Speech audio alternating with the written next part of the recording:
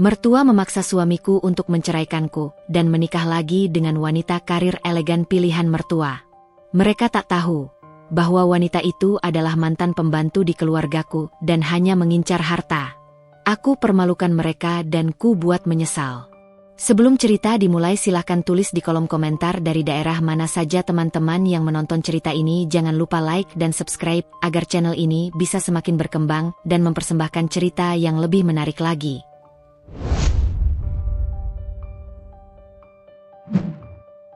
Pagi di rumah kecil itu selalu dimulai dengan suara yang sama. Dentingan sendok menyentuh tepi wajan, bunyi air mendidih di panci, dan aroma bawang putih yang ditumis perlahan. Nadira Az-Zahra berdiri di dapur dengan rambut yang diikat sederhana, mengenakan daster bersih berwarna pucat. Tidak ada perhiasan mencolok, tidak ada riasan tebal. Wajahnya tenang, gerakannya rapi, seolah setiap langkah diambil dengan pertimbangan matang. Rumah itu bukan rumah besar, tidak mewah, tidak pula berdesain arsitektur modern seperti yang sering muncul di majalah interior. Hanya rumah tipe sederhana di lingkungan yang cukup tenang, dengan halaman kecil di depan yang ditanami beberapa pot tanaman hijau. Namun bagi Nadira, rumah itu cukup, bahkan lebih dari cukup. Di sanalah ia membangun hari-harinya bersama Rizal Pratama, suaminya. Sedikit orang yang tahu bahwa Nadira berasal dari keluarga berada. Ia tumbuh di rumah besar dengan pagar tinggi, taman luas, dan pegawai yang selalu sigap memenuhi kebutuhan. Ayahnya, seorang pengusaha yang namanya pernah beberapa kali muncul di rubrik ekonomi, mendidik anak-anaknya untuk hidup teratur dan mandiri. Ibunya perempuan lembut yang tegas pada prinsip, selalu menanamkan satu hal pada Nadira sejak kecil. Harta boleh ada, tapi jangan pernah menjadikannya identitas. Mungkin itulah sebabnya, ketika Nadira menikah dengan Rizal dan memilih hidup sederhana, ia tidak merasa kehilangan apapun. Rizal bukan pria dengan latar belakang keluarga kaya. Ia bekerja di perusahaan swasta dengan posisi yang cukup baik, gajinya stabil, masa depannya jelas. Namun jika dibandingkan dengan apa yang bisa Nadira dapatkan jika memilih pasangan dari lingkaran sosial keluarganya sendiri, Rizal jauh dari kata istimewa. Tapi Nadira tidak pernah menilai manusia dari angka di rekening atau merek mobil yang dipakai. Ia menilai dari cara Rizal mendengarkan, dari caranya menahan emosi ketika lelah, dari caranya menunduk hormat saat bertemu orang tua Nadira untuk pertama kali. Pernikahan mereka tidak lahir dari drama besar atau kisah cinta berliku. Mereka bertemu dalam sebuah acara sederhana, dikenalkan oleh kerabat jauh. Obrolan pertama mereka biasa saja, bahkan canggung. Namun perlahan, Nadira merasa nyaman. Rizal bukan pria yang pandai merayu, tapi ia jujur. Tidak banyak janji, tidak suka berlebihan. Ketika Rizal melamar, Nadira menerima dengan keyakinan yang tenang. Tidak ada euforia berlebihan. Tidak ada rasa ragu yang berisik. Ia merasa cukup mengenal lelaki itu untuk mempercayakan hidupnya. Hari-hari awal pernikahan mereka berjalan hangat. Tidak sempurna, tapi nyata. Mereka belajar menyesuaikan diri. Rizal belajar memahami kebiasaan Nadira yang rapi dan teratur. Nadira belajar menerima kebiasaan Rizal yang sering lupa meletakkan kunci di tempat semula. Hal-hal kecil yang terkadang menimbulkan senyum, kadang juga membuat mereka saling menghela napas. Namun tidak pernah ada pertengkaran besar. Setiap pagi, Nadira bangun lebih awal. Ia tidak harus melakukannya. Rizal tidak pernah menuntut. Bahkan beberapa kali Rizal menawarkan untuk membeli sarapan di luar jika Nadira terlihat lelah. Tapi Nadira selalu tersenyum dan berkata, "Aku suka masak sendiri." Bagi Nadira, dapur bukan simbol pengorbanan. Ia adalah ruang yang memberinya kendali, ketenangan, dan rasa berguna. Ia menikmati menyiapkan makanan untuk orang yang ia cintai, mengetahui apa yang masuk ke tubuh suaminya, mengatur menu sederhana tapi sehat. Setelah sarapan, Nadira biasanya membereskan rumah, menyapu, mengepel, menata kembali barang-barang yang bergeser. Ia melakukannya dengan irama sendiri, tanpa terburu-buru. Sesekali ia berhenti untuk menyiram tanaman di halaman depan. Tangannya menyentuh daun-daun kecil itu dengan lembut, seolah berbicara pada sesuatu yang hidup. Tetangga-tetangga mengenal Nadira sebagai perempuan yang ramah, sopan, dan tidak banyak bicara. Ia tidak suka bergosip. Jika ditanya tentang pekerjaannya sebelum menikah, ia hanya menjawab singkat, "Dulu kerja kantoran." Tidak ada yang tahu bahwa dulu Nadira pernah memimpin tim, menghadiri rapat penting, dan menandatangani dokumen bernilai besar. Bukan karena ia ingin menyembunyikan masa lalunya, tapi karena baginya, semua itu sudah lewat. Ia tidak merasa perlu membuktikan apapun. Keputusan Nadira untuk berhenti bekerja bukanlah keputusan impulsif. Ia memikirkannya lama, menimbang dengan kepala dingin, berdiskusi dengan Rizal tanpa tekanan. Rizal bahkan sempat ragu menerima keputusan itu. Ia khawatir Nadira akan merasa terkungkung, bosan, atau menyesal. Namun Nadira justru merasa lega. Ia ingin membangun rumah tangga dengan fokus penuh, setidaknya di awal pernikahan. Ia ingin hadir sepenuhnya. Ia tahu, jika suatu hari ia ingin kembali bekerja, ia bisa. Pendidikan dan pengalaman tidak hilang begitu saja. Tapi waktu bersama keluarga, jika terlewat, tidak bisa diulang. Setiap beberapa hari sekali, Nadira dan Rizal mengunjungi rumah orang tua Rizal. Rumah itu lebih besar dari rumah mereka, lebih ramai, dan selalu terasa sedikit tegang bagi Nadira. Ratna Pratama, ibu Rizal, adalah perempuan yang sangat menjaga penampilan. Rambutnya selalu rapi, bajunya serasi, rumahnya tertata seperti ruang pamer. Di hadapan mertuanya, Nadira selalu menjaga sikap. Ia tidak banyak bicara kecuali ditanya. Ia membantu di dapur tanpa diminta, menyajikan teh, mencuci piring, dan memastikan semuanya rapi sebelum pulang. Ia tahu, Ratna memperhatikan hal-hal kecil. Tatapan mata, intonasi suara, cara duduk. Nadira tidak merasa terintimidasi. Ia hanya memilih berhati-hati. Ratna sendiri tidak pernah bersikap kasar secara terang-terangan. Ia berbicara dengan nada halus, senyum terlatih. Namun ada jarak yang selalu terasa. Seolah ada standar tak tertulis yang harus dipenuhi, dan Nadira tidak pernah yakin apakah ia sudah cukup mendekatinya. Meski begitu, Nadira tidak pernah mengeluh pada Rizal.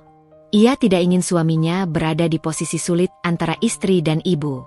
Ia memilih memendam hal-hal kecil itu, meyakinkan diri bahwa semua akan membaik seiring waktu. Rizal sering menggenggam tangan Nadira di bawah meja makan, isyarat kecil bahwa ia ada di sana. Isyarat yang cukup untuk menenangkan. Malam hari adalah waktu favorit Nadira. Setelah makan malam dan salat, mereka biasanya duduk di ruang tengah, menonton acara televisi ringan atau hanya berbincang tentang hal-hal sederhana. Tentang pekerjaan Rizal, tentang tetangga yang baru pindah, tentang tanaman yang mulai berbunga. Kadang Rizal bercerita tentang masa kecilnya, tentang ibunya yang keras tapi peduli, tentang ayahnya yang jarang bicara. Nadira mendengarkan dengan penuh perhatian. Ia tidak menghakimi, tidak menyela. Ia hanya menyimpan cerita-cerita itu dalam hati, mencoba memahami keluarga yang kini menjadi bagian hidupnya. Di kamar tidur mereka, sebelum tidur, Rizal sering berkata, "Terima kasih sudah ada." Nadira selalu tersenyum dan menjawab, "Kita sama-sama." Tidak ada janji besar. Tidak ada kata-kata dramatis. Hanya kebersamaan yang tumbuh pelan-pelan. Jika ada satu hal yang selalu Nadira jaga, itu adalah adab. Ia percaya, rumah tangga bukan hanya tentang cinta, tapi tentang sikap. Tentang bagaimana seseorang bersikap ketika tidak dilihat, ketika tidak dipuji, ketika tidak mendapat apa yang diinginkan. Ia tidak merasa rendah meski memilih hidup sederhana. Ia tidak merasa kalah meski meninggalkan dunia kerja. Ia tahu siapa dirinya. Ia tahu nilainya tidak ditentukan oleh penilaian orang lain. Pada suatu sore, Nadira berdiri di depan cermin kecil di kamar, merapikan jilbabnya sebelum berangkat ke rumah mertua. Ia menatap pantulan wajahnya sendiri. Ada ketenangan di sana. Bukan karena hidupnya tanpa masalah, tapi karena ia percaya pada pilihan yang ia buat. Ia tidak tahu apa yang akan datang. Tidak pernah membayangkan badai yang perlahan sedang disiapkan oleh keadaan. Saat itu, yang ia tahu hanya satu. Ia mencintai suaminya, ia berusaha menjadi istri yang baik, dan ia percaya bahwa niat baik akan menemukan jalannya sendiri. Rumah kecil itu masih hangat. Tawa masih mudah muncul. Sentuhan masih penuh makna. Segalanya tampak baik-baik saja. Dan mungkin, Justru di sanalah awal dari segalanya. Rizal Pratama tumbuh sebagai anak lelaki yang sejak kecil terbiasa mendengar satu suara paling dominan dalam hidupnya, suara ibunya. Ratna Pratama bukan ibu yang kejam, bukan pula ibu yang dingin.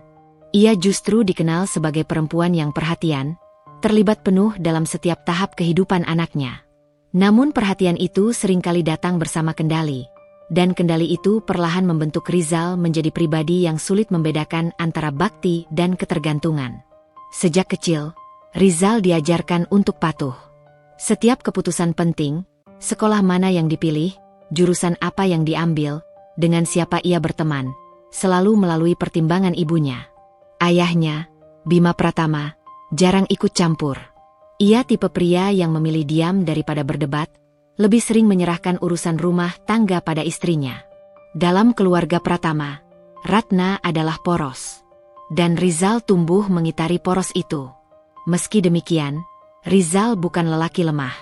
Ia bertanggung jawab pada pekerjaannya, disiplin, dan dikenal sebagai karyawan yang dapat diandalkan. Rekan-rekannya melihatnya sebagai pria tenang, jarang mengeluh, tidak suka konflik. Ia bekerja dengan sungguh-sungguh karena sejak lama tertanam di benaknya satu keyakinan. Sebagai anak lelaki, ia harus bisa membanggakan orang tua, terutama ibunya. Ketika Rizal menikahi Nadira, sebagian besar orang melihatnya sebagai keputusan dewasa yang ia ambil sendiri. Namun sesungguhnya, keputusan itu melewati proses panjang di balik layar. Ratna tidak langsung menentang. Ia juga tidak sepenuhnya menyetujui. Ia memilih jalan tengah, mengamati. Bagi Ratna, Nadira adalah sosok yang sulit dibaca. Terlalu tenang, terlalu sederhana, terlalu tidak menunjukkan ambisi. Ratna terbiasa menilai orang dari cara bicara, dari latar belakang yang ditampilkan, dari pencapaian yang bisa disebutkan dengan bangga. Sementara Nadira, dengan segala kesantunannya, justru seperti menyembunyikan sesuatu. Namun Ratna tidak pernah mengungkapkan kecurigaannya secara langsung. Ia percaya, waktu akan membuktikan segalanya. Rizal sendiri merasa nyaman dengan Nadira. Ia merasa didengar, dihargai, dan tidak dituntut menjadi sosok yang bukan dirinya. Di rumah, Nadira tidak pernah mengatur dengan suara tinggi.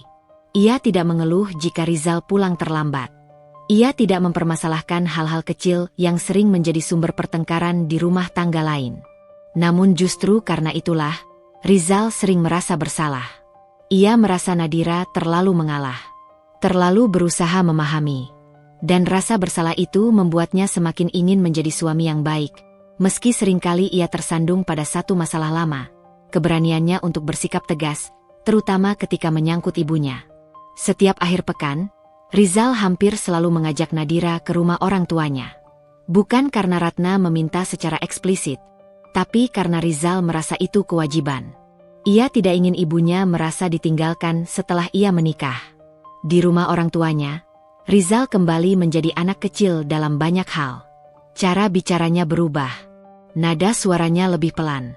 Sikapnya lebih berhati-hati. Ia mendengarkan lebih banyak daripada berbicara. Ratna sering memanggilnya dengan sebutan kecil yang hanya dipakai sejak ia kanak-kanak, dan Rizal tidak pernah memprotes. Nadira memperhatikan semua itu dalam diam. Ratna sering duduk di ruang tamu dengan postur tegak, tangannya terlipat rapi di pangkuan. Ia menatap Nadira dengan senyum yang tidak pernah benar-benar hangat, namun juga tidak dingin. Di sela obrolan, Ratna mulai menyelipkan nasihat-nasihat kecil. Perempuan itu, kalau sudah menikah, sebaiknya tetap punya kegiatan yang membanggakan, katanya suatu sore, sambil menyeruput teh hangat. Bukan hanya urusan rumah. Nadira tersenyum sopan. Iya, Bu. Ratna melanjutkan, seolah sekadar berbagi pengalaman. Zaman sekarang beda. Perempuan pintar harus bisa berdiri sejajar dengan suami. Punya karir, punya jaringan. Jadi kalau ada apa-apa, tidak kaget. Rizal diam. Ia mendengar kalimat itu, namun tidak tahu harus merespons bagaimana. Ia melirik Nadira sekilas, mencari tanda keberatan. Namun Nadira tetap tenang, seperti tidak merasa tersinggung. Sekarang saya memang fokus di rumah dulu, Bu, jawab Nadira pelan. Tapi kalau nanti waktunya tepat, mungkin saya akan kembali bekerja. Ratna mengangguk. tapi sorot matanya menyimpan sesuatu yang tidak diucapkan. Di lain waktu, Ratna bercerita tentang anak teman arisannya yang sukses. Tentang menantu perempuan yang selalu tampil elegan, berbicara percaya diri, dan sering mendampingi suaminya dalam acara penting. Cerita itu disampaikan tanpa nada membandingkan, namun cukup jelas arahnya. Rizal itu sebenarnya cocok punya pasangan yang bisa diajak berdiskusi soal banyak hal, kata Ratna sambil tersenyum. Yang bisa bantu membuka jaringan. Rizal mengangguk refleks. Iya, Bu. Nadira kembali memilih diam. Bagi Nadira, semua itu masih dalam batas wajar. Ia menganggap Ratna hanya ibu yang ingin yang terbaik untuk anaknya. Ia tidak ingin berpikir buruk. Ia tidak ingin menafsirkan kata-kata itu sebagai sindiran. Ia percaya, selama tidak ada ucapan yang melukai secara langsung, ia bisa memakluminya. Rizal sering merasa tidak nyaman setelah pertemuan-pertemuan itu. Di dalam mobil, dalam perjalanan pulang, ia kadang berkata, "Ibu cuma khawatir. Jangan dipikirkan." Nadira selalu menjawab dengan lembut, "Aku tidak mempermasalahkannya." Jawaban itu membuat Rizal sedikit lega, tapi juga semakin terjebak. Ia merasa tidak perlu menjelaskan lebih jauh. Ia merasa semuanya baik-baik saja, namun di balik ketenangan Nadira, ada kelelahan yang perlahan menumpuk. Bukan karena ia merasa direndahkan, melainkan karena ia terus-menerus menahan diri untuk tidak menjadi dirinya yang sebenarnya. Ia memilih meredam, memilih menyesuaikan, demi menjaga keharmonisan. Rizal mencintai ibunya. Itu tidak pernah ia sangkal. Ia juga mencintai istrinya. Namun ia belum belajar bahwa mencintai dua pihak kadang menuntut keberanian untuk bersikap, bukan sekadar menjadi penengah pasif. Ratna, dengan kecerdasannya, membaca semua itu. Ia tahu Rizal tidak akan melawan. Ia tahu Nadira tidak akan bereaksi. Dan dalam keyakinan itu, ia merasa aman untuk terus melangkah perlahan, menanamkan pandangan-pandangan kecil tentang seperti apa istri ideal bagi anak lelakinya. Belum ada kata cerai. Belum ada penolakan terang-terangan. Hanya kalimat-kalimat ringan yang disusun rapi. Hanya nasihat yang dibungkus kepedulian. Namun setiap kalimat itu, tanpa disadari, mulai membentuk jarak. Nadira masih memaklumi. Rizal masih merasa ini wajar. Ratna masih tersenyum tenang. Dan benih itu, perlahan, mulai tumbuh. Ratna Pratama selalu percaya bahwa hidup adalah soal posisi. Tentang di mana seseorang berdiri, dengan siapa ia duduk, dan bagaimana orang lain memandangnya. Sejak muda, ia membangun hidup dengan satu prinsip yang tak pernah berubah. Jangan pernah berada di bawah standar yang ia tetapkan sendiri. Ia lahir dari keluarga biasa, bukan miskin, tapi juga jauh dari kata istimewa. Justru karena itulah Ratna tumbuh dengan ambisi yang rapi dan terukur.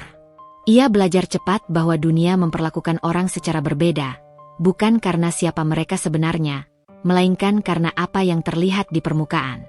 Cara berbicara, cara berpakaian, latar belakang keluarga, dan, yang paling penting, status sosial. Ketika menikah dengan Bima Pratama, Ratna merasa hidupnya mulai naik satu tingkat. Bima bukan pria kaya, tapi ia mapan, stabil, dan berasal dari keluarga yang cukup disegani di lingkungannya. Ratna menjalani perannya sebagai istri dengan penuh perhitungan. Ia mengatur rumah tangga dengan rapi, membesarkan Rizal dengan disiplin tinggi, dan membangun jaringan sosial perlahan tapi pasti. Bagi Ratna, anak lelaki satu-satunya adalah investasi masa depan.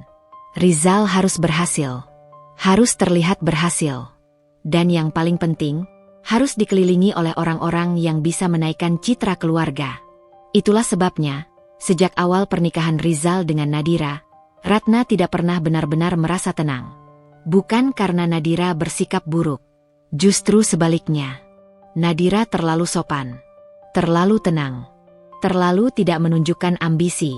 Ratna sulit menemukan celah untuk menilai. Dan ketidakmampuan menilai itulah yang membuatnya gelisah. Ratna terbiasa membaca orang dari caranya berbicara tentang diri sendiri. Prestasi apa yang dibanggakan, jabatan apa yang disebutkan, relasi siapa yang dikenal. Namun Nadira tidak pernah berbicara tentang itu. Jika ditanya tentang keluarga, ia menjawab singkat. Jika ditanya tentang pekerjaan sebelumnya, Ia menjawab seperlunya. Tidak pernah berlebihan. Bagi Ratna, sikap itu bukan kesederhanaan. Itu adalah tanda ketidaksiapan. Dalam setiap acara keluarga, Ratna selalu memastikan dirinya tampil sempurna.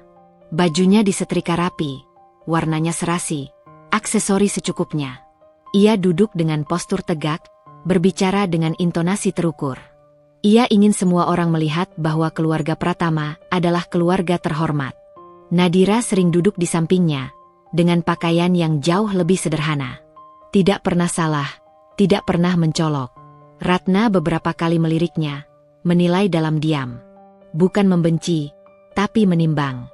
Apakah perempuan ini bisa berjalan sejajar dengan dunia yang ingin ia pertahankan? Ratna tidak pernah langsung mengkritik. Ia terlalu pintar untuk itu. Ia tahu kritik terbuka akan membuat Rizal defensif. Maka ia memilih cara lain, nasihat. Nasihat tentang kehidupan, tentang peran perempuan, tentang pentingnya mandiri secara finansial. Semua disampaikan dengan senyum dan nada seolah berbagi pengalaman. Dulu waktu masih muda, ibu juga kerja, kata Ratna suatu siang, saat mereka duduk di ruang keluarga. Capek memang, tapi rasanya puas. Bisa bantu suami, bisa punya dunia sendiri. Nadira mengangguk. Pasti capek ya, Bu? Iya. Tapi perempuan itu jangan terlalu nyaman di satu tempat, lanjut Ratna. Kalau hanya di rumah, lama-lama pikirannya sempit. Kalimat itu melayang di udara, ringan tapi tajam. Rizal duduk di seberang mereka, berpura-pura fokus pada ponselnya.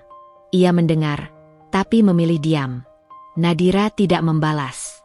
Ia hanya tersenyum tipis, seolah menerima nasihat itu tanpa beban. Ratna memperhatikan reaksi itu dengan seksama. Tidak ada penolakan. Tidak ada pembelaan diri. Dan itu justru menguatkan keyakinannya bahwa Nadira bukan tipe perempuan yang akan berdiri sejajar dengan Rizal di dunia sosial yang ia bayangkan. Di lingkaran pertemanannya, Ratna sering menjadi pusat perhatian. Ia aktif dalam arisan, kegiatan sosial, dan acara-acara komunitas. Di sana, para ibu saling pamer pencapaian anak dan menantu. Siapa yang bekerja di perusahaan besar, siapa yang punya usaha sendiri, siapa yang sering ke luar negeri. Ratna selalu ikut dalam percakapan itu dengan percaya diri. Ia bangga dengan Rizal. Namun setiap kali pembicaraan beralih ke menantu, ada jeda yang tidak nyaman. Istri Rizal sekarang kerja di mana? Tanya seseorang suatu kali. Ratna tersenyum, menyesuaikan nada suaranya. Sekarang fokus di rumah dulu. Oh, sayang ya, sahut yang lain. Padahal sekarang perempuan harus punya karir. Ratna tertawa kecil, seolah tidak terganggu. Tapi dalam hatinya, kalimat itu tertanam. Ia mulai membandingkan. Bukan dengan rasa iri, melainkan dengan standar. Ia mulai bertanya pada dirinya sendiri. Apakah ini yang ia inginkan untuk anak lelakinya? Istri yang tidak bisa ia banggakan di forum sosial? Yang tidak bisa ia sebutkan pencapaiannya dengan lantang? Di rumah, Ratna tidak pernah membicarakan hal-hal itu secara langsung pada Rizal. Ia tahu, Rizal akan membela Nadira jika ia terlalu terang-terangan. Maka ia menunggu waktu yang tepat, momen yang terlihat alami. Suatu malam, ketika Rizal datang sendiri tanpa Nadira karena istrinya sedang kurang enak badan, Ratna membuka pembicaraan dengan hati-hati.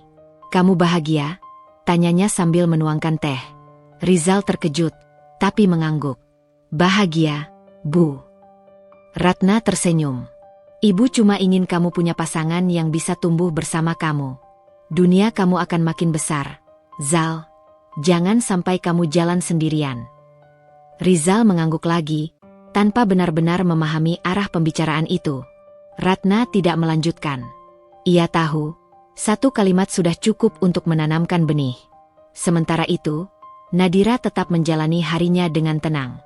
Ia tidak tahu percakapan-percakapan kecil yang terjadi tanpa kehadirannya.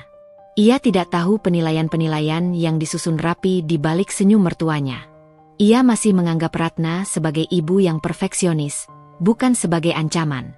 Jika Ratna menegur caranya memasak yang terlalu sederhana, Nadira menganggap itu selera. Jika Ratna menyarankan model pakaian yang lebih pantas untuk istri Rizal, Nadira menganggap itu perhatian. Ia belum melihat pola. Ia belum menyadari bahwa setiap nasihat itu punya arah. Ratna, di sisi lain, semakin yakin bahwa Nadira tidak akan melawan. Ia melihat perempuan itu terlalu menjaga adab, terlalu takut menyakiti perasaan orang lain. Dan bagi Ratna, itu berarti satu hal. Nadira bisa digeser, perlahan, tanpa kegaduhan. Namun Ratna belum berniat melangkah jauh. Belum sekarang. Ia masih mengamati. Masih menunggu waktu yang tepat. Ia percaya, hidup selalu memberi celah bagi mereka yang sabar dan strategis. Di ruang tamu rumah Pratama, foto keluarga tergantung rapi di dinding. Foto Rizal berdiri di tengah, diapit kedua orang tuanya. Foto itu diambil sebelum Rizal menikah. Ratna belum pernah menggantinya dengan foto baru. Bukan karena lupa, tapi karena, dalam pikirannya, gambaran keluarga ideal itu belum lengkap. Dan Nadira, tanpa menyadarinya, sedang berdiri tepat di tengah penilaian yang belum selesai. Nama Clarissa Mahendra pertama kali muncul dalam percakapan yang terdengar sangat biasa. Tidak diumumkan. Tidak diperkenalkan secara resmi. Ia hanya disebut sambil lalu, seperti nama lama yang tiba-tiba kembali mengisi ruang. Saat itu mereka sedang makan malam di rumah Ratna. Meja makan panjang dengan taplak rapi, hidangan tersusun simetris, dan suasana yang selalu terasa sedikit kaku bagi Nadira. Ratna berbicara tentang banyak hal, tentang arisan, tentang rencana liburan bersama teman-temannya, tentang anak seorang kenalan yang baru saja dipromosikan di perusahaan multinasional. Lalu, di tengah obrolan itu, Ratna berkata, "Ibu kemarin ketemu Clarissa." Nada suaranya ringan, seolah hanya menyebut seseorang yang tidak terlalu penting. Rizal mendongak. Nadira mengangkat wajahnya perlahan. "Clarissa?" tanya Rizal. "Iya," jawab Ratna sambil tersenyum kecil. "Teman lama. Sekarang karirnya bagus sekali. Sudah jadi manajer di perusahaan besar. Penampilannya juga makin dewasa." Ratna berhenti sejenak, menyesap air minumnya. Tidak ada kelanjutan yang jelas. Namun cara ia menyebut nama itu, cara ia menambahkan detail tentang karir dan penampilan, membuat Nadira merasakan sesuatu yang tidak bisa ia jelaskan. Rizal hanya mengangguk. "Oh, iya, Bu." Nadira tidak bertanya. Ia memilih diam. Ia tidak ingin terlihat cemburu tanpa alasan. Ia tidak ingin menjadi istri yang terlalu sensitif. Ia menanamkan satu pikiran sederhana dalam benaknya. Itu hanya cerita seorang ibu tentang kenalannya. Namun nama Clarissa tidak berhenti di sana. Beberapa hari kemudian, Ratna kembali menyebutnya. Kali ini saat mereka duduk di ruang keluarga, minum teh sore. "Clarissa itu pintar mengatur waktu," kata Ratna. "Kerjaannya sibuk, tapi tetap bisa jaga penampilan. Tidak gampang loh." Nadira mengangguk sopan. "Iya, Bu." Ratna meliriknya sekilas. Tatapannya singkat, tapi cukup untuk membuat Nadira sadar bahwa ia sedang diperhatikan. Seolah setiap respons Nadira dicatat, diukur, lalu dibandingkan dengan sosok yang bahkan belum pernah ia temui. Rizal tetap berada di posisi yang sama, mendengar, mengangguk, lalu diam. Dalam pikirannya, Clarissa hanyalah teman lama ibunya. Ia tidak mengaitkannya dengan apapun. Ia tidak membayangkan bahwa nama itu akan punya peran lebih besar dari sekadar percakapan ringan.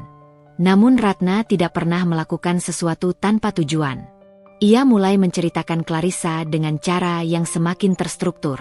Tentang pendidikannya, tentang pergaulannya, tentang bagaimana Clarissa sering diminta menjadi perwakilan perusahaan dalam acara penting. Semua disampaikan tanpa membandingkan secara langsung, tapi cukup jelas untuk membentuk gambaran. Nadira mendengarkan dengan perasaan campur aduk. Ada rasa asing yang tidak nyaman, bukan karena iri, tapi karena ia merasa sedang ditempatkan dalam posisi yang tidak ia pilih. Ia mulai memperhatikan perubahan kecil dalam sikap Ratna. Cara ibunya Rizal memandangnya saat ia datang dengan pakaian sederhana. Cara Ratna menyebut kata mandiri dengan penekanan tertentu. Cara Ratna menghela napas kecil ketika Nadira mengatakan bahwa ia menghabiskan hari dengan mengurus rumah. Namun Nadira tetap berusaha memaklumi. Ia meyakinkan dirinya sendiri bahwa setiap ibu pasti punya bayangan sendiri tentang menantu ideal. Dan selama Ratna tidak mengatakannya secara langsung, ia tidak punya alasan untuk tersinggung. Suatu sore, Ratna mengajak Rizal datang ke sebuah acara kecil. Ia mengatakan itu pertemuan biasa, sekadar silaturahmi dengan beberapa kenalan. Nadira tidak ikut karena Ratna berkata acaranya agak formal, dan Nadira terlihat lelah. Rizal datang sendiri. Di acara itulah, ia bertemu Clarissa untuk pertama kalinya setelah bertahun-tahun. Clarissa Mahendra tampil dengan busana sederhana tapi berkelas. Rambutnya tersisir rapi, wajahnya dirias ringan, sikapnya percaya diri tanpa terlihat berlebihan. Ia menyapa Rizal dengan senyum hangat, seolah mereka sudah saling mengenal lama. "Rizal, ya?" katanya. Tante Ratna sering cerita. Rizal tersenyum canggung. "Iya."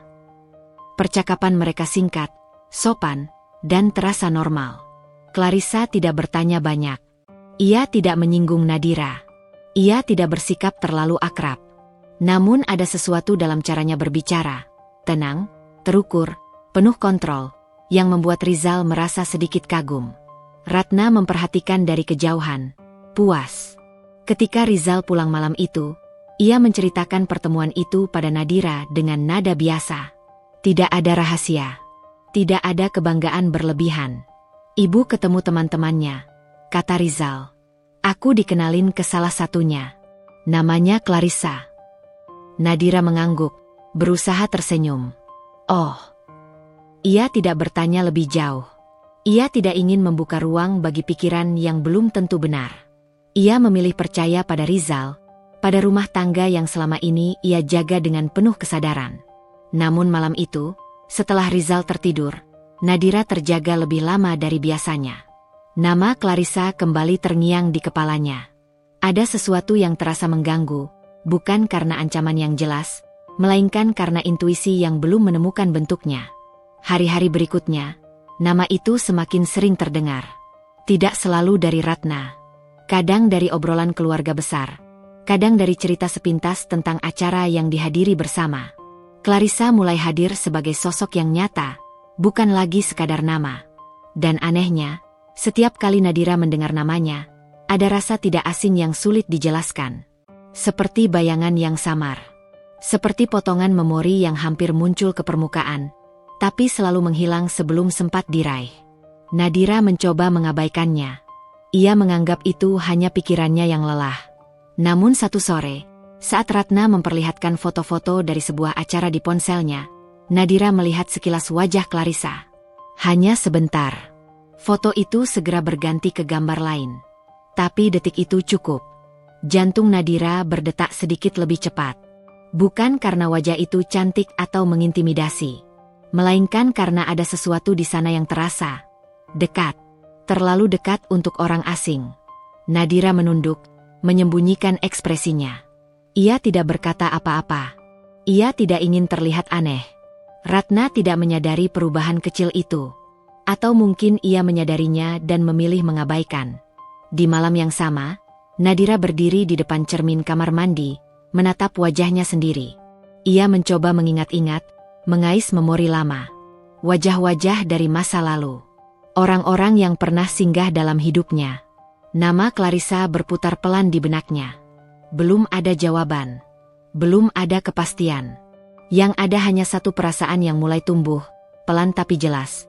Sesuatu sedang bergerak di balik semua ini. Dan ia berada tepat di tengahnya, tanpa peta, tanpa peringatan. Namun seperti biasa, Nadira memilih diam. Ia belum tahu bahwa diamnya akan menjadi alasan banyak orang meremehkannya. Sejak melihat sekilas foto itu, ada sesuatu yang berubah dalam diri Nadira. Bukan perubahan besar yang terlihat jelas dari luar, melainkan getaran halus yang terus hadir di belakang pikirannya. Ia tetap bangun pagi, tetap memasak, tetap tersenyum pada Rizal, tetap menjalani hari-hari seperti biasa. Namun ada satu bagian dari dirinya yang mulai bekerja lebih waspada. Nama Clarissa kini tidak lagi sekadar nama. Ia menjadi sebuah pertanyaan. Nadira mencoba mengingat tanpa memaksa. Ia tahu, memori tidak bisa dipanggil dengan desakan. Ia datang ketika siap. Maka ia membiarkan wajah itu mengambang di pikirannya, muncul dan pergi tanpa ditahan. Setiap kali Ratna menyebut Clarissa, Nadira memperhatikan lebih saksama. Bukan dengan tatapan curiga, melainkan dengan ketenangan yang terlatih. Ia mendengarkan detail-detail kecil yang sebelumnya ia abaikan. Tentang latar belakang Clarissa, tentang caranya berbicara, tentang kebiasaannya. Ratna menyebut Clarissa sebagai perempuan yang tahu diri dan cepat belajar. Kalimat itu terdengar biasa bagi orang lain, tapi bagi Nadira, kata-kata itu seperti kunci kecil yang mulai membuka pintu lama dalam ingatannya. Malam itu, Nadira tidak langsung tidur.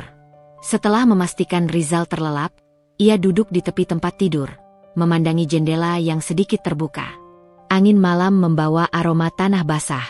Di keheningan itu, potongan-potongan masa lalu datang tanpa diundang.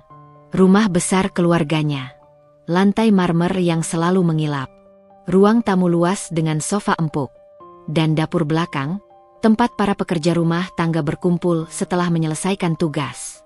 Ada seorang gadis muda dulu, tidak banyak bicara, pandai tersenyum, rajin, terlalu rajin, bahkan ia cepat menangkap kebiasaan orang-orang di rumah itu. Tahu jam berapa ayah Nadira berangkat kerja. Tahu barang-barang apa yang disimpan di lemari tertentu. Tahu siapa yang mudah diluluhkan dengan pujian. Nadira menghela napas pelan. Nama gadis itu dulu, Clarissa. Bukan Clarissa Mahendra. Setidaknya, bukan dengan nama itu. Namun wajahnya, Nadira yakin, wajah itu sama. Garis rahang yang tegas. Tatapan mata yang selalu tampak penuh perhitungan meski senyumnya lembut. Nadira menutup mata sejenak. Ia tidak ingin terburu-buru menyimpulkan. Ia tahu, ingatan bisa menipu. Waktu bisa mengubah wajah. Orang bisa berubah. Namun ada insting yang tidak pernah bohong. Sejak malam itu, Nadira mulai menghubungkan titik-titik kecil. Cara Clarissa berbicara yang terlalu terlatih. Sikapnya yang tahu kapan harus rendah hati dan kapan harus menonjol. Cara Ratna terkesan tanpa menyadari bahwa kekagumannya dibangun dari sesuatu yang sangat disengaja. Nadira tidak panik. Ia tidak marah. Justru ada ketenangan aneh yang menyelimutinya. Seolah bagian dari dirinya yang lama tertidur kini terbangun kembali. Ia mulai mengingat detail-detail lama. Bagaimana Clarissa dulu sering bertanya tentang kebiasaan keluarga. Tentang bisnis ayah Nadira, tentang aset-aset yang dimiliki. Pertanyaan yang kala itu dianggap wajar dari seorang pekerja rumah tangga yang ingin belajar. Namun kemudian, Clarissa menghilang. Pergi begitu saja. Tidak pamit panjang. Tidak meninggalkan kesan apapun selain kenangan samar. Dan kini, gadis itu kembali. Dengan nama baru. Dengan status baru. Dengan kemasan yang jauh lebih rapi. Nadira tersenyum kecil, getir. Ia mulai memperhatikan sikap Clarissa dari kejauhan. Dari cerita-cerita Ratna. Dari potongan pengalaman Rizal yang tanpa sadar ia ceritakan. Clarissa tidak pernah terlihat berusaha mendekati Rizal secara terang-terangan. Ia tahu batas. Ia tahu cara membuat orang lain merasa nyaman tanpa merasa diserang. Itu bukan kemampuan yang lahir begitu saja. Itu hasil pengamatan panjang. Nadira menyadari satu hal penting. Clarissa tidak mengincar Rizal. Ia mengincar posisi. Ia mengincar apa yang ada di sekitar Rizal. Nama keluarga. Status sosial. Akses. Kesadaran itu tidak membuat Nadira takut. Ia justru merasa lebih tenang karena akhirnya memahami medan. Namun ia memilih untuk tetap diam. Ia tahu, jika ia berbicara sekarang, ia akan terdengar seperti istri yang cemburu. Ia akan dianggap berprasangka buruk. Ia akan dipatahkan dengan kalimat, "Kamu terlalu sensitif." Nadira tidak ingin itu. Ia mulai menyusun ulang sikapnya. Bukan dengan perubahan drastis, melainkan dengan penyesuaian halus. Ia tetap sopan, tapi tidak lagi terlalu menunduk. Ia tetap membantu di rumah mertua, tapi tidak lagi berlomba untuk terlihat paling sigap. Ia mulai menjaga jarak emosional. Ratna memperhatikan perubahan itu, meski tidak bisa menunjuknya secara spesifik. Ia hanya merasa Nadira sedikit berbeda. Lebih tenang, lebih tertutup. Sementara itu, Clarissa semakin sering muncul dalam lingkaran keluarga Pratama. Tidak selalu secara langsung, tapi namanya semakin akrab. Seolah ia sudah menjadi bagian yang tak terpisahkan. Nadira mendengar semua itu dengan wajah datar. Tidak ada reaksi berlebihan. Tidak ada pertanyaan yang memancing kecurigaan. Ia membiarkan orang-orang di sekitarnya merasa aman dengan asumsi mereka sendiri. Di dalam dirinya, ada keyakinan yang mulai menguat. Masa lalu tidak pernah benar-benar pergi. Ia hanya menunggu waktu yang tepat untuk kembali menuntut kejujuran. Nadira belum berniat membuka apapun. Ia belum siap menyerang. Ia masih mengamati, mengumpulkan, menimbang. Malam demi malam berlalu dengan tenang di luar, tapi penuh pergerakan di dalam batin Nadira. Ia menyadari bahwa rumah tangganya sedang berada di persimpangan yang belum terlihat oleh siapapun. Rizal masih menjadi suami yang sama. Lembut, bertanggung jawab, tidak menyadari arus yang mulai menariknya perlahan.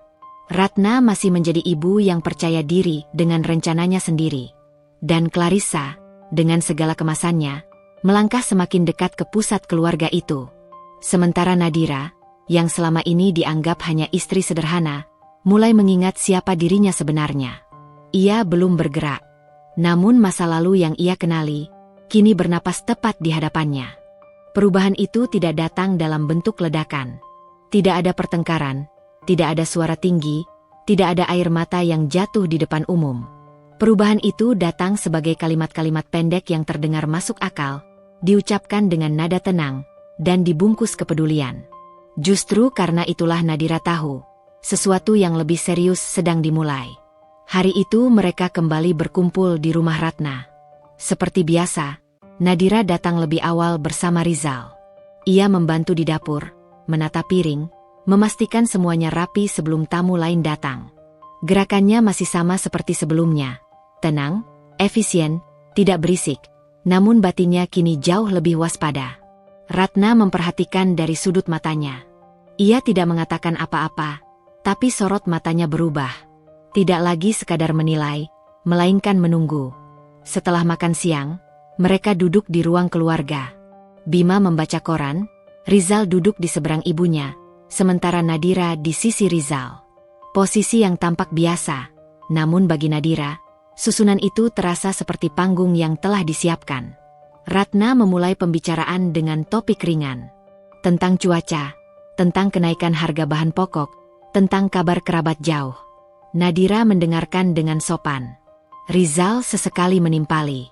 Lalu, tanpa transisi yang jelas, Ratna menghela napas kecil. Ibu akhir-akhir ini sering kepikiran masa depan kamu, Zal, katanya. Rizal menoleh. Maksud ibu? Ratna tersenyum. Kamu sekarang sudah di usia produktif. Karir kamu sedang naik. Banyak peluang terbuka. Sayang kalau tidak dimaksimalkan. Nada suaranya lembut, tidak menghakimi. Namun Nadira langsung tahu, ini bukan sekadar obrolan. Iya, Bu, jawab Rizal. Saya juga lagi fokus kerja. Ratna mengangguk. Makanya, lingkungan juga penting. Pasangan hidup itu pengaruhnya besar. Kalimat itu menggantung di udara. Nadira tetap diam. Ia menunggu. Ratna melanjutkan, seolah berbicara umum. Istri yang bisa diajak diskusi, yang paham dunia kerja, yang punya jaringan. Itu akan sangat membantu. Rizal terdiam. Ia tahu arah pembicaraan ini, tapi belum berani mengakuinya pada diri sendiri. Nadira merasakan telapak tangannya sedikit dingin, namun wajahnya tetap tenang. Ia tidak menyela. Ia ingin mendengar sampai sejauh mana. Kamu jangan salah paham, lanjut Ratna cepat, seolah membaca ketegangan yang mulai muncul. Ibu tidak bilang istrimu tidak baik. Nadira itu sopan. Ibu tahu dia berusaha. Ratna menoleh pada Nadira, tersenyum tipis. Kamu baik, Nak. Terima kasih, Bu, jawab Nadira pelan. Tapi, Ratna melanjutkan, hidup tidak hanya soal baik atau tidak. Ada tuntutan zaman. Ada kebutuhan. Kata tapi itu jatuh seperti penanda. Nadira menarik napas pelan. Rizal menunduk, mengusap jari-jarinya sendiri. Ia merasa berada di antara dua dunia yang perlahan saling menjauh. Ratna kembali berbicara, kini dengan nada lebih personal. Ibu melihat banyak pasangan yang gagal berkembang karena salah memilih pendamping. Awalnya merasa cukup, lama-lama tertinggal. Nadira akhirnya angkat bicara. Suaranya tenang, tanpa getar. Menurut ibu, berkembang itu seperti apa? Ratna menoleh. Tatapannya tajam sejenak, lalu kembali lunak. Berkembang itu saling menguatkan, saling mendorong, bukan hanya satu pihak. Nadira mengangguk. Saya paham, Bu. Jawaban itu singkat, tidak defensif, tidak emosional. Dan justru itu yang membuat Ratna sedikit tidak nyaman. Ia tidak mendapatkan reaksi yang ia harapkan. Rizal membuka mulut, lalu menutupnya kembali.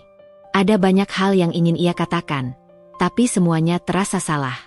Ibu hanya ingin yang terbaik, Ratna menambahkan, seolah menutup pembicaraan. Kamu jangan merasa tertekan. Kalimat itu seharusnya menenangkan. Namun bagi Nadira, justru itulah awal tekanan yang sesungguhnya. Dalam perjalanan pulang, mobil terasa lebih sunyi dari biasanya. Rizal memegang kemudi dengan kedua tangan, fokus ke jalan. Nadira menatap keluar jendela, memperhatikan pepohonan yang berlalu cepat. Beberapa menit berlalu tanpa kata. Aku minta maaf, kata Rizal akhirnya. Nadira menoleh. Untuk apa? Untuk pembicaraan tadi, jawab Rizal pelan. Ibu kadang terlalu jauh. Nadira tersenyum tipis. Tidak apa-apa. Jawaban itu jujur, tapi tidak sepenuhnya. Ia tidak ingin Rizal merasa bersalah, tapi ia juga tidak ingin membohongi dirinya sendiri. Ia tahu, ini bukan kejadian sekali lalu. Rizal menghela napas. Ibu cuma khawatir. Aku tahu, jawab Nadira. Dan aku tidak menyalahkan beliau. Kalimat itu membuat Rizal sedikit lega. Ia tidak menyadari bahwa Nadira sedang mencatat semuanya, satu persatu. Malam itu, Nadira kembali terjaga setelah Rizal tertidur. Ia duduk di ruang tengah, lampu redup, rumah sunyi. Pembicaraan siang tadi berputar ulang di kepalanya. Bukan karena sakit hati, melainkan karena maknanya terlalu jelas untuk diabaikan. Ia akhirnya mendengar apa yang selama ini hanya disiratkan. Ia tidak cukup. Bukan sebagai istri yang beradab. Bukan sebagai perempuan yang setia. Tapi sebagai simbol. Sebagai pasangan yang bisa dibanggakan secara sosial. Nadira tersenyum pahit. Ia teringat semua pengorbanan yang ia lakukan dengan sadar. Semua keputusan yang ia ambil dengan kepala dingin. Dan kini, semua itu dipandang sebagai kekurangan. Namun alih-alih marah, Nadira justru merasa jernih. Ia sadar, ia tidak sedang dihadapkan pada kebencian, melainkan pada ambisi. Ambisi seorang ibu yang ingin menentukan masa depan anaknya sesuai standar sendiri. Dan di dalam ambisi itu, perasaan Nadira bukan prioritas. Keesokan harinya, Ratna menelepon Rizal. Nadira mendengar sepintas percakapan itu dari dapur. Ibu cuma mau kamu berpikir lebih luas, kata Ratna di ujung sana. Jangan cepat merasa cukup. Rizal menjawab singkat-singkat. Ia terlihat gelisah setelah menutup telepon. Tidak ada apa-apa, katanya pada Nadira. Ibu cuma mengingatkan. Nadira mengangguk. Ia tidak bertanya. Namun ia tahu, kalimat-kalimat itu akan terus datang. Lebih halus, lebih sering, lebih berani. Dan di tengah semua itu, Clarissa semakin sering disebut. Sebagai contoh, sebagai pembanding yang tidak diucapkan secara langsung, tapi selalu hadir di sela-sela kalimat Ratna. Nadira tidak lagi ragu. Ia kini memahami peta permainan. Ia belum berbicara, belum melawan, belum membuka apapun. Namun satu hal sudah berubah. Ia tidak lagi sekadar memaklumi. Ia mulai bersiap. Dan tanpa disadari oleh siapapun di rumah itu, Nadira telah berhenti menjadi penonton dalam hidupnya sendiri. Nadira tidak pernah percaya pada kebetulan yang datang berulang. Terlalu sering sebuah nama disebut. Terlalu sering sebuah sosok dibicarakan dengan kekaguman yang terstruktur. Terlalu sering situasi mengarah pada satu titik yang sama. Baginya, itu bukan kebetulan. Itu adalah skenario. dan Clarissa berada tepat di tengahnya. Kepastian datang bukan dari satu peristiwa besar, melainkan dari serangkaian detail kecil yang akhirnya bertemu di satu kesimpulan. Nadira tidak perlu bertanya pada siapapun. Ia tidak perlu menyelidiki dengan cara mencolok. Ia hanya perlu mengingat. Suatu pagi, saat sedang membereskan lemari lama di rumah, Nadira menemukan sebuah album foto lama milik keluarganya yang ia bawa ketika pindah setelah menikah. Album itu sudah lama tidak ia buka. Kertas-kertas foto mulai menguning. Sudut-sudutnya sedikit terkelupas. Ia membukanya tanpa ekspektasi. Di antara foto-foto keluarga besar, pesta ulang tahun, dan acara resmi, ada satu foto yang membuat jari Nadira berhenti bergerak. Foto itu diambil di halaman belakang rumah orang tuanya, bertahun-tahun lalu. Beberapa pekerja rumah tangga berdiri di belakang, ikut tersenyum karena diminta berfoto bersama. Dan di sana, berdiri di ujung barisan, dengan senyum tipis dan mata yang sama persis seperti yang ia lihat di ponsel Ratna, Clarissa. Bukan Clarissa Mahendra, melainkan Clarissa, gadis muda yang dulu bekerja di rumahnya. Nadira menutup album itu perlahan. Tidak ada rasa kaget yang meledak. Tidak ada teriakan batin. Hanya kesunyian panjang yang menandai satu kepastian. Ia tidak salah ingat. Clarissa adalah orang yang sama. Nadira duduk di tepi tempat tidur, menatap album itu di pangkuannya. Ingatannya bergerak mundur dengan jelas kini, seolah kabut yang selama ini menutupnya menghilang sedikit demi sedikit. Clarissa dulu bukan pekerja rumah tangga biasa. Ia cerdas, cepat belajar, dan selalu ingin tahu. Ia sering berdiri terlalu dekat ketika keluarga Nadira berbicara tentang bisnis. Ia sering bertanya tentang sekolah, tentang perusahaan, tentang tamu-tamu penting yang datang. Kala itu, Nadira menganggapnya sebagai rasa ingin tahu wajar. Bahkan sempat merasa kasihan melihat Clarissa yang tampak ingin keluar dari kehidupannya yang terbatas. Namun ada satu kejadian yang tak pernah benar-benar ia lupakan. Perhiasan ibunya sempat hilang.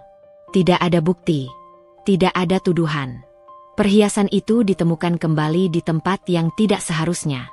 Clarissa mengundurkan diri tak lama setelahnya, dengan alasan ingin bekerja di tempat lain. Tidak ada keributan. Tidak ada laporan. Keluarga Nadira memilih diam. Dan kini, bertahun-tahun kemudian, perempuan itu kembali. Dengan nama keluarga yang berbeda. Dengan status sosial yang jauh lebih tinggi. Dengan cara bicara yang matang dan penampilan yang sempurna. Nadira tersenyum tipis, getir. Ia akhirnya memahami mengapa Clarissa begitu terampil membaca situasi. Mengapa ia tahu cara bersikap di hadapan Ratna. Mengapa ia terlihat begitu yakin melangkah. Clarissa tidak membangun dirinya dari nol. Ia membangun dirinya dari hasil mengamati keluarga yang hidup dalam kemapanan. Nadira tidak merasa marah. Yang ia rasakan justru dingin. Perasaan yang muncul ketika seseorang menyadari bahwa ancaman itu nyata, tapi juga bisa dihadapi. Ia belum memberitahu siapapun, termasuk Rizal. Terutama Rizal. Ia tahu, jika ia mengatakan ini sekarang, ia akan dianggap mengada-ada. Clarissa terlalu rapi, terlalu sempurna, terlalu sesuai dengan gambaran menantu ideal versi Ratna. Nadira memilih menunggu. Kesempatan datang lebih cepat dari yang ia duga. Ratna mengundang Clarissa untuk makan malam di rumahnya, kali ini secara terbuka. Nadira dan Rizal hadir. Tidak ada alasan untuk menolak. Clarissa datang dengan senyum yang sama seperti yang Nadira ingat. Ramah, hangat, terukur. Ia menyapa Nadira dengan sopan, bahkan menjabat tangannya dengan penuh hormat. Senang akhirnya bisa bertemu langsung, kata Clarissa. Tante Ratna sering cerita. Nadira membalas senyum itu. Saya juga. Tatapan mereka bertemu sejenak. Hanya sepersekian detik. Namun di detik itu, Nadira melihat sesuatu yang jarang terlihat di wajah Clarissa. Keterkejutan kecil yang segera disembunyikan. Clarissa mengenalinya. Nadira yakin. Selama makan malam, Clarissa berbicara seperlunya. Ia tidak mendominasi. Ia tahu kapan harus diam, kapan harus menimpali dengan kalimat yang cerdas. Ratna terlihat puas. Bima mengangguk-angguk. Rizal bersikap sopan, profesional, tanpa kedekatan emosional yang berlebihan. Nadira memperhatikan semuanya dengan ketenangan yang nyaris menakutkan. Di sela obrolan, Clarissa sesekali melirik Nadira. Bukan dengan tatapan permusuhan, melainkan dengan kewaspadaan. Seperti seseorang yang sadar bahwa masa lalunya sedang berdiri tepat di depannya. Selesai makan, Ratna meminta Nadira membantu di dapur. Clarissa ikut. Di ruang dapur yang sempit, hanya mereka berdua untuk beberapa menit. Ratna keluar sebentar mengambil sesuatu. Keheningan itu tebal. Rumah Tante Ratna rapi sekali, kata Clarissa akhirnya. Iya, jawab Nadira singkat. Clarissa tersenyum. Saya selalu kagum dengan keluarga yang teratur. Nadira menoleh, menatap wajah itu dengan tenang. Kamu selalu tertarik dengan keluarga seperti itu sejak dulu. Kalimat itu diucapkan tanpa tekanan, tanpa nada tinggi. Namun Clarissa membeku sesaat. Hanya sepersekian detik. Tapi cukup. Oh. Clarissa tertawa kecil. Maksudnya? Nadira tidak menjawab. Ia hanya kembali mencuci piring dengan gerakan pelan. Clarissa menarik napas, berusaha menguasai diri. Mungkin kita pernah bertemu sebelumnya. Mungkin, jawab Nadira. Ratna kembali masuk, dan percakapan itu berhenti. Namun sesuatu telah retak. Tidak terlihat dari luar, tapi terasa di udara. Sejak malam itu, Clarissa menjadi lebih berhati-hati. Ia tetap tampil sempurna, tapi kewaspadaannya meningkat. Ia tahu, Nadira bukan sekadar istri sederhana yang bisa disingkirkan dengan mudah. Sementara Nadira semakin tenang. Ia telah memegang satu kebenaran yang sangat berharga. Bukan untuk dipamerkan. Bukan untuk dilemparkan sembarangan, melainkan untuk digunakan pada waktu yang tepat. Ia tidak ingin membalas dengan emosi. Ia ingin keadilan yang rapi. Rizal belum tahu apa-apa. Ratna masih merasa memegang kendali. Clarissa masih melangkah dengan percaya diri, meski kini lebih berhati-hati. Dan Nadira, dengan senyum lembut yang tak pernah berubah, telah berdiri di posisi yang sama sekali berbeda. Ia tidak lagi bertanya-tanya siapa Clarissa. Ia tahu persis siapa perempuan itu. Dan untuk pertama kalinya sejak semua ini dimulai, Nadira tidak merasa terancam. Ia merasa siap. Setelah makan malam itu, ritme rumah tangga Nadira dan Rizal tampak berjalan seperti biasa. Tidak ada perubahan mencolok yang bisa ditunjuk dengan jari. Tidak ada pertengkaran. Tidak ada percakapan yang meledak. Namun di balik rutinitas yang terlihat tenang, ada sesuatu yang mulai bergerak dengan pola yang terlalu rapi untuk disebut kebetulan. Ratna menjadi lebih sering menelepon. Bukan panggilan yang memerintah, melainkan panggilan yang dibungkus perhatian. Menanyakan kabar Rizal, menanyakan pekerjaannya, menanyakan kesehatannya. Nadira selalu disebut belakangan, sekadar formalitas. Rizal kelihatannya capek ya, kata Ratna suatu pagi lewat telepon. Kerjanya berat. Istri harus bisa jadi pendukung. Iya, Bu, jawab Rizal. Nadira juga selalu dukung. Ratna mengangguk, meski Rizal tak bisa melihat. Pendukung itu banyak bentuknya. Kalimat itu mengendap, menunggu makna yang akan diberikan oleh pendengarnya. Ratna juga mulai mengatur pertemuan-pertemuan kecil. Bukan acara besar. Hanya makan siang, minum teh sore, atau pertemuan keluarga terbatas. Clarissa hampir selalu ada. Kadang secara langsung, kadang hanya disebut sebagai orang yang kebetulan hadir. Nadira tidak pernah dikeluarkan secara terang-terangan. Ia selalu diundang, selalu disertakan. Dan justru itulah yang membuat tekanan itu terasa lebih sistematis. Ia tidak bisa menolak tanpa terlihat tidak sopan. Ia tidak bisa memprotes tanpa terlihat berlebihan. Clarissa memainkan perannya dengan sangat rapi. Ia tidak pernah menyinggung Nadira secara langsung. Ia justru sering memujinya di depan Ratna. Mbak Nadira itu kelihatannya sabar sekali. Enak ya, Mas Rizal, istrinya tenang. Kalimat-kalimat itu terdengar positif. Namun bagi Nadira, nada di baliknya terlalu terukur. Seolah Clarissa sedang membangun citra dirinya sendiri sebagai perempuan yang rendah hati dan tidak kompetitif. Padahal ia tahu persis apa yang sedang ia lakukan. Ratna menyimak semua itu dengan senyum puas. Tekanan berikutnya datang dari arah yang lebih halus. Cerita-cerita. Ratna mulai bercerita tentang perempuan-perempuan yang terlalu nyaman dalam pernikahan. Tentang istri yang tidak berkembang dan akhirnya tertinggal. Tentang rumah tangga yang stagnan karena salah memilih pasangan. Cerita-cerita itu tidak pernah diarahkan langsung pada Nadira. Namun selalu diucapkan ketika Nadira ada di ruangan yang sama. Rizal mendengarkan dengan perasaan tidak nyaman yang semakin sulit ia abaikan. Ia mulai menyadari bahwa pembicaraan ibunya tidak lagi netral. Namun kebiasaannya untuk tidak melawan membuatnya hanya bisa menelan kegelisahan itu sendirian. Di rumah, Rizal menjadi lebih pendiam. Ia sering termenung setelah pulang kerja. Bukan karena lelah fisik, melainkan karena pikirannya penuh. Nadira memperhatikan perubahan itu, namun tidak langsung menanyakannya. Ia tahu, jika ia bertanya sekarang, Rizal akan menjawab dengan defensif atau justru menutup diri. Nadira memilih menunggu. Ia mulai mencatat hal-hal kecil. Tanggal, situasi, siapa yang hadir, apa yang diucapkan. Bukan di buku, melainkan di ingatannya yang terlatih. Ia tidak berniat menjadikan semua itu senjata, tapi ia ingin memahami keseluruhan pola. Dan pola itu semakin jelas. Ratna sedang membangun narasi. Clarissa adalah contoh ideal. Nadira adalah latar yang perlahan ingin digeser. Suatu sore, saat Rizal pulang lebih awal, Ratna datang berkunjung tanpa pemberitahuan. Nadira sedang di dapur, Rizal di ruang tengah. Ratna duduk dengan tenang, seperti biasa. Ia tidak membuang waktu dengan basa-basi terlalu lama. Ibu khawatir, katanya tiba-tiba. Rizal terkejut. Tentang apa, Bu? Tentang kamu, jawab Ratna. Ibu lihat kamu akhir-akhir ini banyak pikiran. Rizal diam. Ratna melanjutkan, kadang hidup menuntut kita mengambil keputusan sulit. Bukan untuk menyakiti, tapi untuk kebaikan jangka panjang. Kalimat itu membuat udara di ruangan terasa lebih berat. Nadira mendengar semuanya dari dapur. Ia tidak keluar.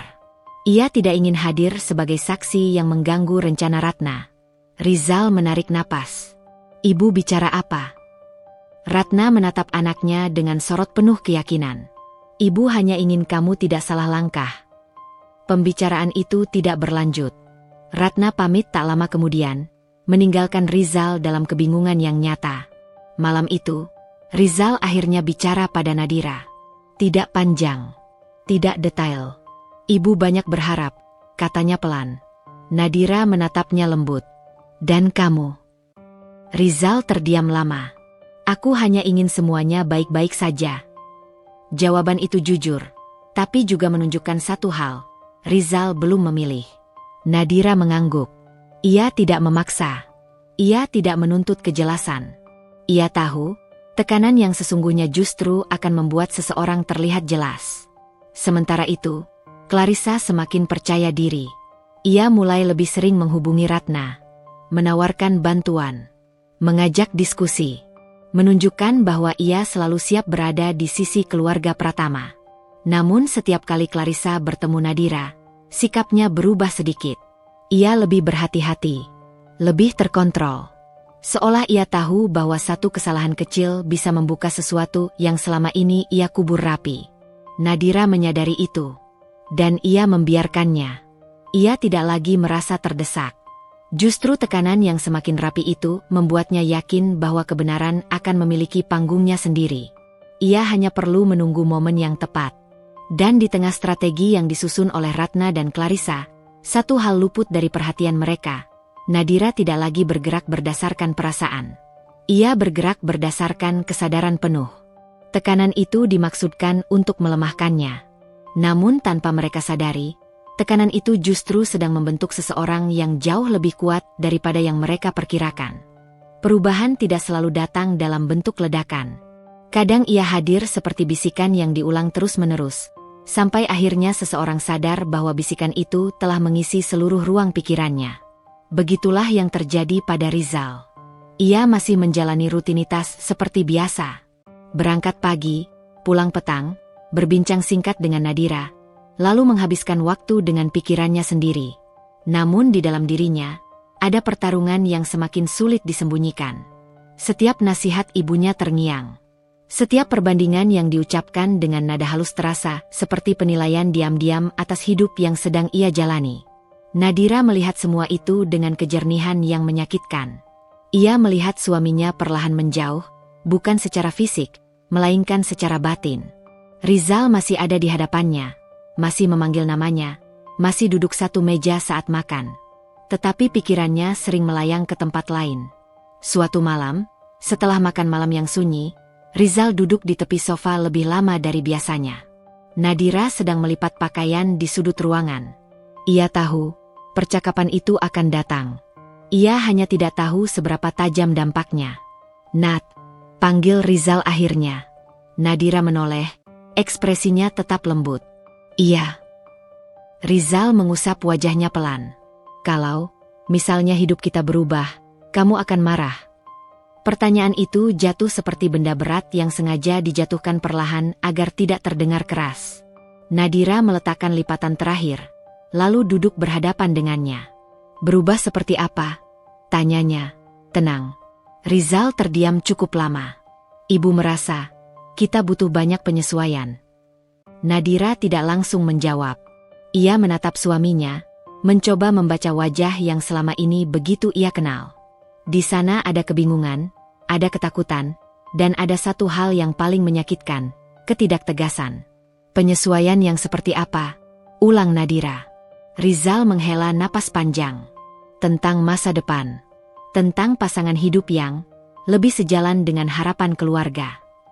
Kalimat itu akhirnya keluar. Tidak utuh, tidak tegas, tapi cukup jelas. Nadira tersenyum tipis. Bukan senyum bahagia, melainkan senyum seseorang yang akhirnya mendengar sesuatu yang selama ini ia duga akan terjadi. "Dan kamu setuju?" tanyanya. Rizal menggeleng cepat. "Aku tidak bilang begitu.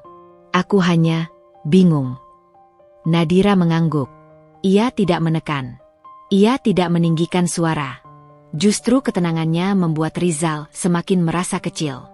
Keesokan harinya, Ratna mengundang Nadira datang sendiri ke rumahnya.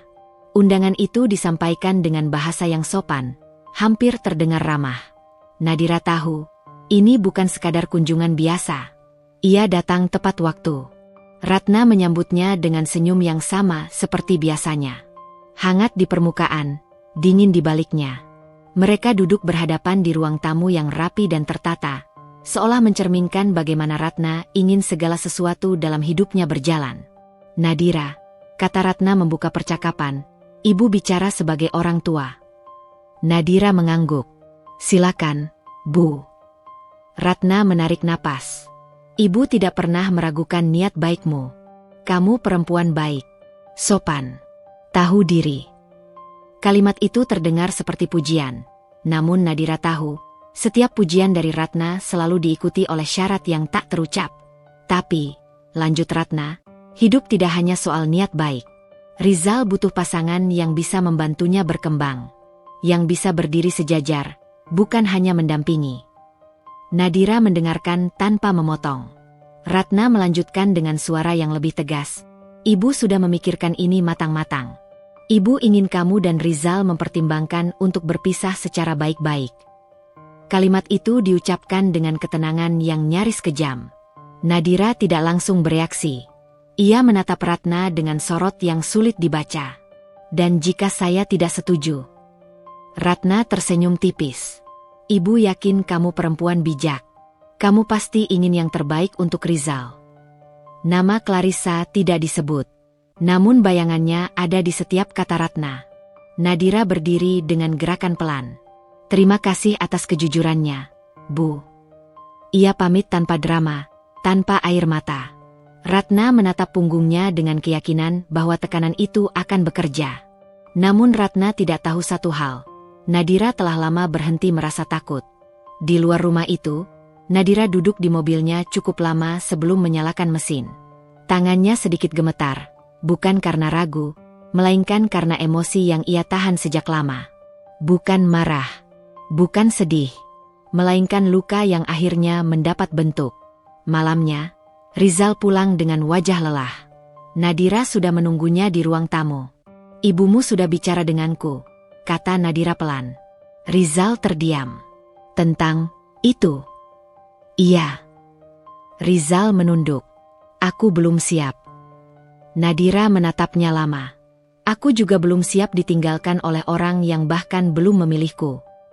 Kalimat itu menusuk lebih dalam daripada teriakan. Rizal menutup wajahnya dengan kedua tangan. Untuk pertama kalinya, ia menangis di hadapan Nadira. Bukan tangis keras, melainkan tangis lelaki yang terjebak antara bakti dan tanggung jawab.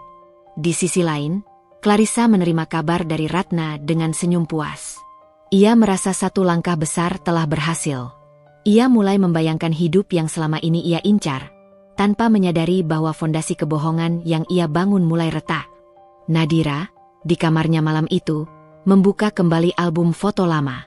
Ia menatap wajah Clarissa di masa lalu menutupnya dengan keputusan yang mantap. Permintaan itu telah diucapkan. Luka telah dibuka.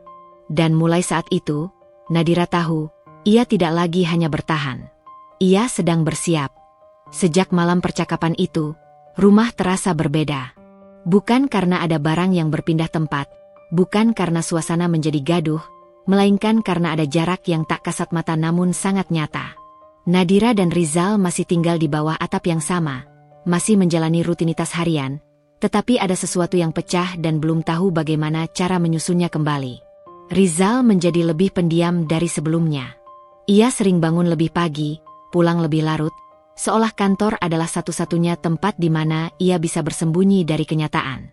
Nadira tidak menahannya. Ia tidak bertanya kemana Rizal pergi, tidak menuntut penjelasan, tidak mengejar percakapan yang jelas-jelas dihindari. Ia memilih diam, bukan karena pasrah, melainkan karena lelah berbicara dengan seseorang yang hatinya belum memilih arah. Ratna mulai jarang menelepon. Keheningan itu bukan tanda mundur, melainkan tanda bahwa ia sedang menunggu hasil. Sementara itu, Clarissa semakin sering muncul dalam lingkaran keluarga Pratama. Namanya disebut-sebut dengan nada bangga. Prestasinya diceritakan ulang. Keanggunannya dijadikan contoh. Namun ada satu hal yang berubah. Clarissa tidak lagi seberani dulu. Ia menjaga jarak dari Nadira. Jika bertemu, ia hanya tersenyum singkat, lalu mengalihkan pandangan. Ia tahu, tatapan Nadira kini bukan tatapan istri yang bingung, melainkan tatapan seseorang yang menyimpan sesuatu. Dan ketakutan itu mulai tumbuh. Suatu sore, Nadira menerima pesan singkat dari Ratna. Singkat, formal, dan tanpa basa-basi. Ratna meminta Nadira datang ke rumah. Kali ini bukan sendiri. Rizal diminta ikut. Di ruang tamu itu, Nadira duduk dengan punggung tegak. Rizal di sampingnya, gelisah. Ratna duduk berhadapan, ditemani Bima yang kali ini lebih banyak diam. Clarissa tidak ada, dan ketiadaannya justru membuat suasana semakin tegang. Ratna membuka pembicaraan dengan suara yang lebih rendah dari biasanya. Ibu ingin suasana tidak berlarut, katanya. Semua ini melelahkan. Nadira menatapnya tenang. Saya juga. Ratna menghela napas. Ibu mungkin terlalu keras. Itu kalimat yang nyaris terdengar seperti permintaan maaf, tapi tidak benar-benar sampai ke sana. Ibu tidak berniat menyakiti, lanjut Ratna. Ibu hanya ingin yang terbaik. Nadira tersenyum tipis. Seringkali, Bu, yang disebut terbaik bagi satu orang adalah luka bagi orang lain. Ratna terdiam. Rizal menoleh ke Nadira, seolah baru menyadari betapa dalam kalimat itu. Rizal akhirnya bicara. Suaranya bergetar. Aku minta maaf. Kata itu meluncur pelan, namun Nadira tahu, kata itu datang terlalu terlambat. Bukan karena ia sudah tidak peduli, melainkan karena maaf tanpa keberpihakan hanya menjadi penenang sementara. Aku seharusnya lebih tegas, lanjut Rizal. Aku seharusnya melindungimu. Nadira menatapnya lama. Tidak ada amarah di sana. Tidak ada air mata. Hanya kelelahan yang jujur. Seharusnya, jawab Nadira pelan. Keheningan menyelimuti ruangan. Ratna menatap mereka berdua, lalu berkata, Ibu tidak ingin kamu terluka, Nadira. Tapi kamu juga harus mengerti posisi Rizal. Nadira menarik napas. Saya mengerti. Justru karena itu saya diam selama ini. Ratna tampak tidak nyaman. Ia terbiasa menjadi pihak yang dimengerti, bukan yang diminta memahami. Pertemuan itu berakhir tanpa keputusan. Tidak ada kata cerai. Tidak ada kata rujuk. Tidak ada kesepakatan apapun. Hanya permintaan maaf yang menggantung di udara, tidak cukup kuat untuk menyembuhkan, namun terlalu berat untuk diabaikan. Dalam perjalanan pulang, Rizal mencoba menggenggam tangan Nadira. Nadira tidak menepis, tapi juga tidak membalas. Tangannya tetap diam, dingin, seolah memberi isyarat bahwa kepercayaan tidak kembali hanya dengan satu gerakan. Malam itu, Nadira duduk sendiri di kamar. Ia membuka kembali album lama, bukan untuk mencari bukti, melainkan untuk menguatkan diri. Ia tahu, suatu saat kebenaran tentang Clarissa akan muncul ke permukaan. Ia tahu, permainan ini belum selesai. Namun untuk pertama kalinya, ia juga menyadari satu hal yang jauh lebih menyakitkan. Ancaman terbesar bukan Clarissa, bukan Ratna, melainkan kebimbangan seorang suami yang tak kunjung memilih. Di luar kamar, Rizal berdiri lama, ragu untuk masuk. Ia menyadari bahwa maafnya tidak serta-merta menghapus luka, dan bahwa ada konsekuensi dari setiap diam yang ia pilih sebelumnya. Di tempat lain, Clarissa duduk sendiri, memandangi ponselnya, merasa gelisah tanpa tahu pasti mengapa. Ia merasa rencana yang selama ini tampak mulus mulai kehilangan pijakan. Tidak ada yang benar-benar menang malam itu. Tidak ada yang benar-benar kalah. Hanya ada hubungan yang retak, kepercayaan yang tertahan, dan keputusan-keputusan besar yang masih menunggu untuk diucapkan. Dan di tengah semua itu, Nadira berdiri di titik yang paling sunyi. Ia tidak lagi memohon untuk dipilih, tetapi belum juga memutuskan untuk pergi.